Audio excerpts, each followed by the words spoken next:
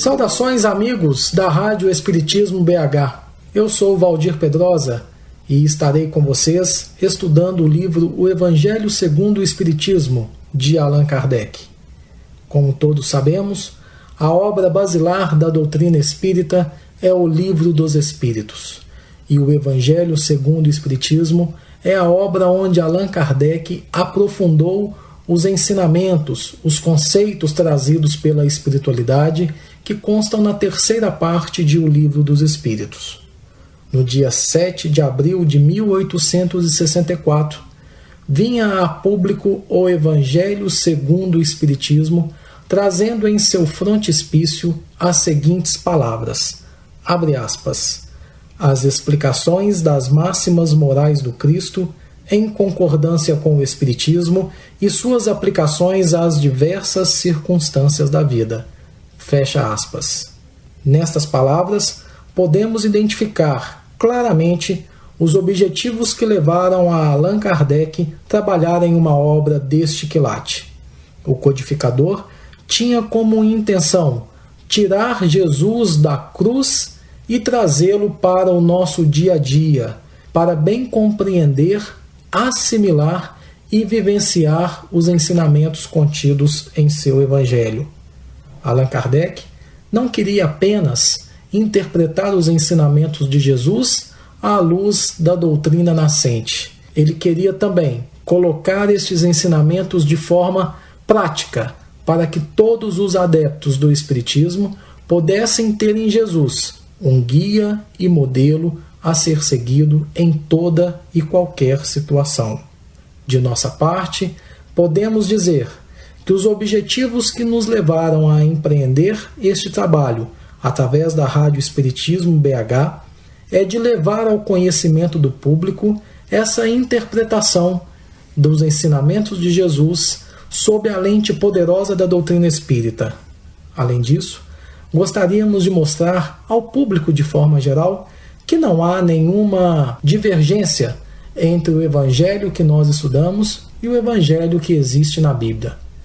Em verdade, é a mesma obra, porém, com Allan Kardec, temos o entendimento ampliado, pois a doutrina espírita é a chave que nos abre as portas para o entendimento da mensagem de Jesus. Na segunda parte do livro Obras Póstumas, também de autoria de Allan Kardec, encontramos uma nota do codificador, onde ele comenta que, a princípio, ele havia pensado em um título diferente para esta obra. Ele havia pensado em Imitação do Evangelho. Depois de algum tempo, após reiteradas observações de seu amigo e editor de suas obras, o Sr. Didier, bem como de outras pessoas ligadas a ele, Allan Kardec resolveu, por bem, alterar o título do livro para O Evangelho segundo o Espiritismo. Em seguida, destacamos uma mensagem datada de 9 de agosto de 1863, onde Allan Kardec pergunta aos benfeitores espirituais: que pensais da nova obra em que trabalho neste momento? Os espíritos responderam, abre aspas, esse livro de doutrina terá considerável influência, pois que explana as questões capitais, e não só o mundo religioso encontrará nele as máximas que lhe são necessárias, como também a vida prática das nações aurirá dele instruções excelentes. Fizeste bem enfrentando as questões de alta moral prática, do ponto de vista dos interesses gerais, dos interesses sociais e dos interesses religiosos. A dúvida tem que ser destruída. A Terra e suas populações civilizadas estão prontas. Já de há muito os teus amigos de além-túmulo as arrotearam. Lança, pois, a semente que te confiamos, porque é tempo de que a Terra gravite na ordem irradiante das esferas e que saia, afinal, da penumbra e dos nevoeiros intelectuais. Acaba a tua obra e conta com a proteção do teu guia, guia de todos nós, e com o auxílio devotado dos espíritos que te são mais fiéis e em cujo número digna-te de me incluir sempre. Fecha aspas. por que trouxemos este questionamento de Allan Kardec e a resposta dos amigos espirituais? Justamente para que o nosso amigo ouvinte possa ter uma noção da importância desta obra. O Evangelho segundo o Espiritismo é uma obra onde Kardec aborda os ensinamentos mais importantes da moral cristã. Dessa forma, ele finca as raízes morais do Espiritismo na própria doutrina do Cristo, elegendo para o adepto do Espiritismo o comportamento evangélico baseado em Jesus. O Evangelho segundo o Espiritismo está estruturado em 28 capítulos, sendo que o último é uma coletânea de preces espíritas. Em cada capítulo, encontramos os versículos do Evangelho de Jesus, bem como os comentários sempre preciosos do codificador e várias instruções dadas pelos espíritos superiores.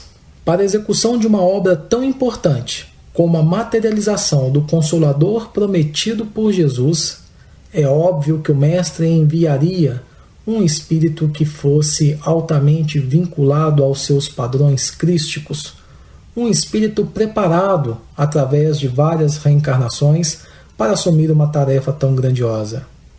Desta forma, concordamos com o Espírito Emmanuel, que no livro A Caminho da Luz, psicografado por Chico Xavier, diz que no dia 3 de outubro de 1804, baixava à Terra um dos mais lúcidos discípulos do Cristo, que aqui ficou conhecido sob o pseudônimo de Allan Kardec.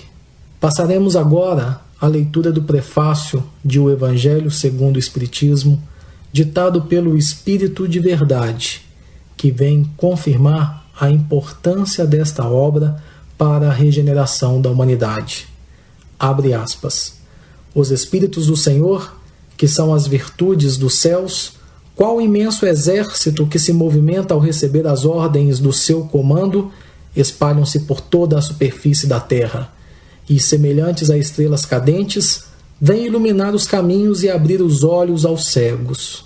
Eu vos digo, em verdade, que são chegados os tempos em que todas as coisas hão de ser restabelecidas no seu verdadeiro sentido, para dissipar as trevas, confundir os orgulhosos e glorificar os justos. As grandes vozes do céu ressoam como sons de trombetas, e os cânticos dos anjos se lhes associam.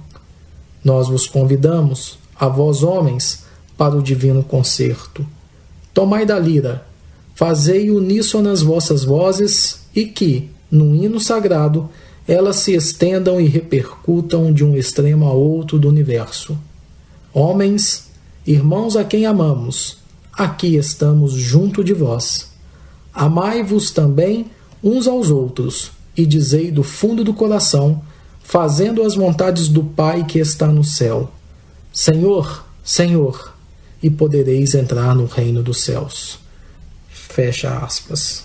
Após demonstrar a importância de O Evangelho segundo o Espiritismo, gostaríamos de trazer agora algumas informações a respeito da introdução da obra, dividida em 4 partes. Na primeira parte, Allan Kardec ressalta os objetivos que o levaram a empreender este trabalho. São aqueles mesmos que se encontram resumidos no frontispício: as explicações das máximas morais do Cristo em concordância com o Espiritismo e suas aplicações às diversas circunstâncias da vida. Ao aprofundar o assunto, o codificador nos lembra que no Evangelho podemos dividi-lo em 5 matérias, de forma didática, para facilitar o nosso entendimento. Temos os atos comuns da vida do Cristo, os milagres, as predições, as palavras que foram tomadas pela Igreja para fundamento de seus dogmas. Essas 4 primeiras matérias, ao longo dos séculos, têm sido objeto de controvérsias. Porém, a 5ª, que é o ensino moral, esta conservou-se constantemente inatacável.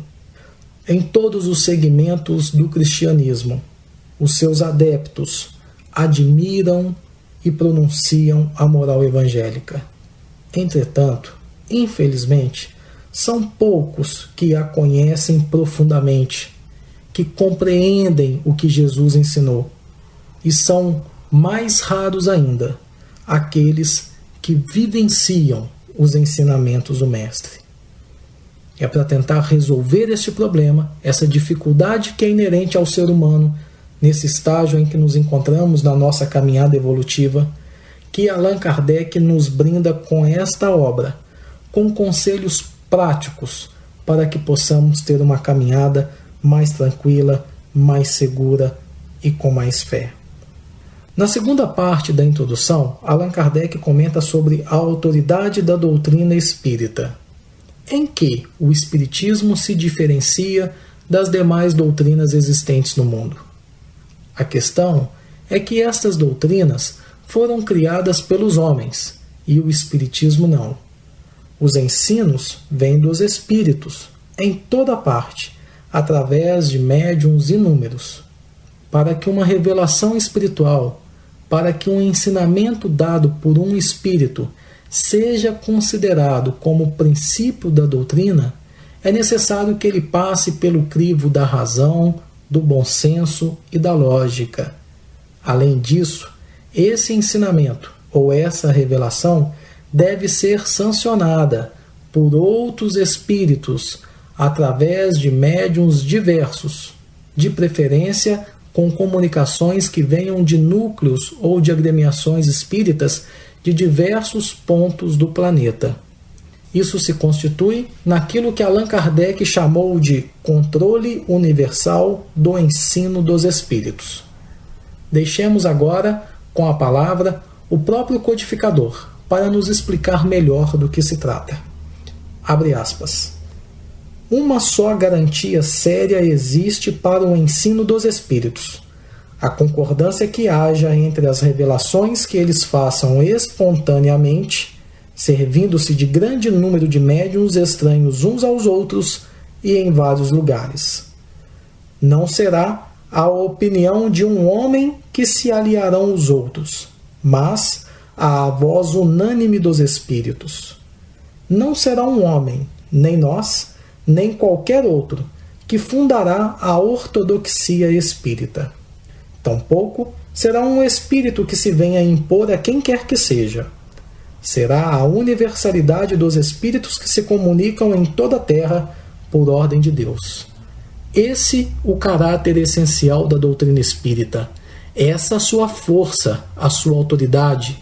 Quis Deus que a sua lei assentasse em base inamovível e por isso não lhe deu por fundamento a cabeça frágil de um só.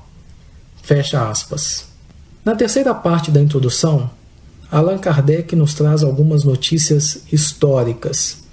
O codificador começa por salientar que para melhor entender o Evangelho é necessário compreender o valor de algumas palavras, de algumas expressões utilizadas na Palestina na época de Jesus, bem como os costumes e a cultura dos hebreus.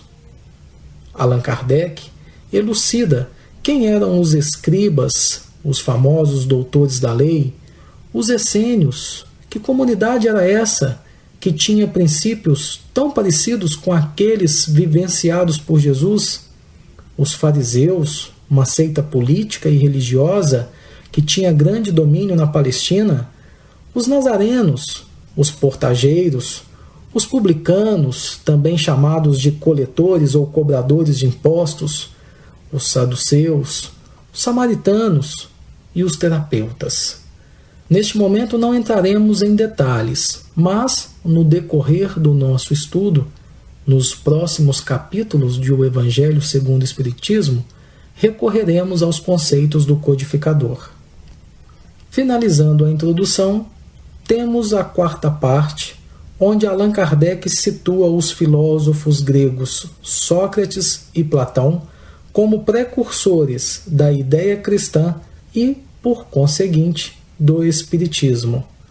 Sócrates e Platão semearam na Grécia em terreno árido. Lançaram grandes sementes de verdades espirituais numa época em que o paganismo ainda exercia uma grande influência sobre os povos.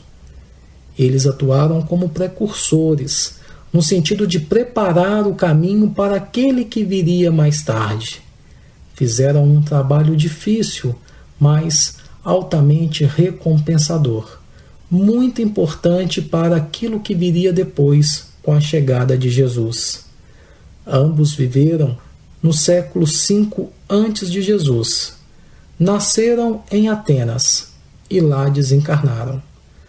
Sócrates e Platão são, portanto, considerados precursores da mensagem de Jesus, porque na época em que eles viveram, ensinaram aos seus discípulos sobre a alma, sobre a imortalidade da alma, falaram sobre reencarnação, evolução, o estado feliz ou não da alma no plano espiritual.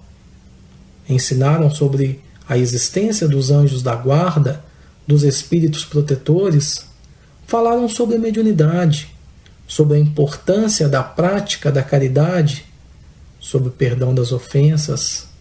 Ensinaram que reconhece-se a árvore pelos frutos. Deram grandes lições de livre-arbítrio. Enfim, tocaram em pontos importantes da mensagem que Jesus viria trazer no futuro. E aí, depois da passagem do Mestre pela Terra, foram necessários que transcorressem 18 séculos para que em 1857, cumprindo a promessa feita pelo Cristo, o Consolador se materializasse junto à humanidade, como um marco de regeneração para os homens, através da publicação de O Livro dos Espíritos. Portanto, meus amigos, está aí registrada a importância do trabalho destes dois filósofos. Eles prepararam o terreno, prepararam o coração dos homens para que Jesus pudesse vir e lançar as suas sementes de amor. Hoje, o Espiritismo vem dar a sua contribuição a este grande movimento regenerador da humanidade. O Espiritismo hoje é Jesus de volta aos nossos corações.